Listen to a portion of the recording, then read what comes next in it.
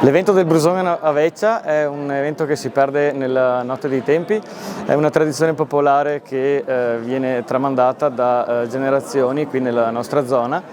La Vecia rappresenta quello che sono tutte le problematiche che hanno investito il paese durante l'anno passato e il fatto di processarla e poi bruciarla sul rogo simboleggia il voler lasciarsi alle spalle tutte le cose spiacevoli per affrontare il nuovo anno con uno spirito nuovo. Anche quest'anno siamo riusciti a organizzare l'evento con la collaborazione del Comune, dei Possagno e delle altre associazioni del paese. Il Comune ci ha concesso la casa delle associazioni in maniera da poterlo svolgere in una sede consona.